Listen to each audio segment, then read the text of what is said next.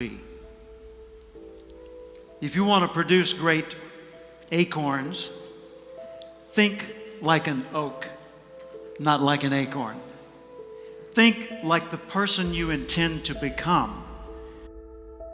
Every seed has a tree in it, and the potential success of that tree is in that seed.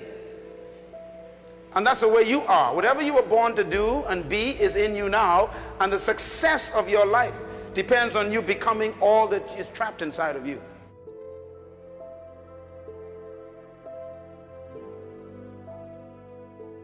What kind of seed is in you?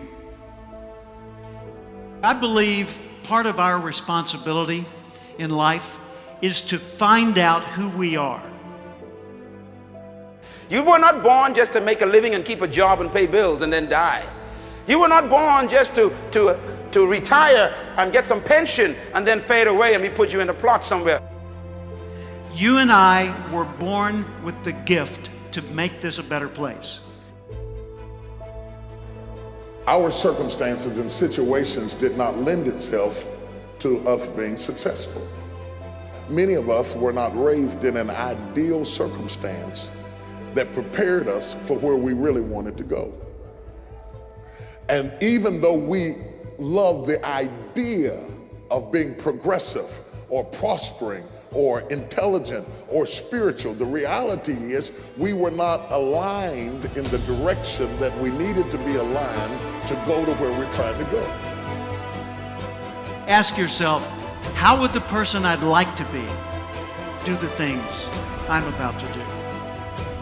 Success for the next year is going to be you making another step toward fulfilling your purpose in life while you were born, making another step.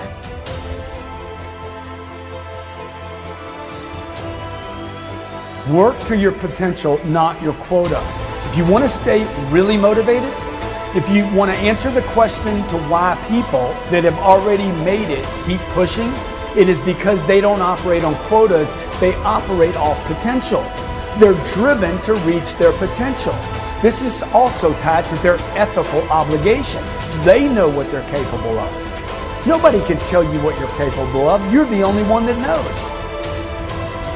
Work to your potential, not just a quota, and I promise you, you will be on fire day and night. I never expected to be anything but ordinary. I was raised to be nice and ordinary. I expected I would grow up to be, like Dad worked for the phone company. I figured I'd go to work for the phone company, maybe work in an office. I figured I'd work till 65. I'd have 1.34 kids. I'd retire at 65, and then I'd die at the statistical average age for my gene pool. That's what I expected. Until one day in 1972, on the radio in the next room to mine, I heard a voice that changed everything. I heard the voice of Earl Nightingale, known at the time as the Dean of Personal Motivation. He said, if you will spend 1 extra hour each day studying your chosen field, you'll be a national expert in that field in 5 years or less. That hit me like a tornado. It rearranged everything in my life. If you were to focus half an hour of study on one field of endeavor for 5 consecutive years, you'd not only transform you, you'd transform the world around you. And we collectively would transform the world as we know it today. Know how you're smart, not just how smart you are in comparison to others.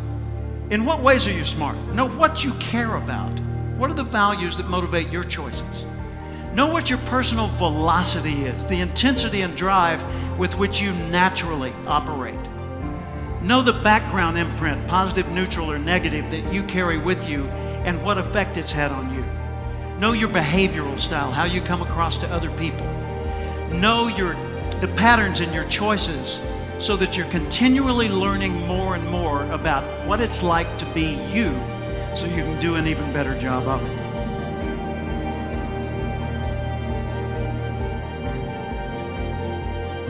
What are you going to do with the time you have left?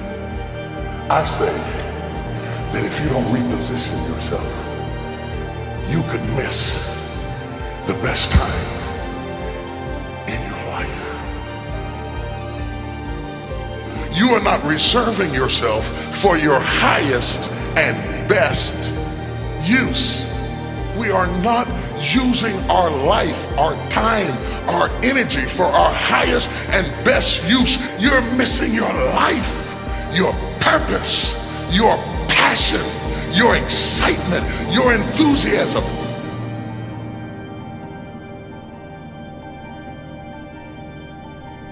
Ask yourself every day, how would the person I'd like to be do the things I'm about to do?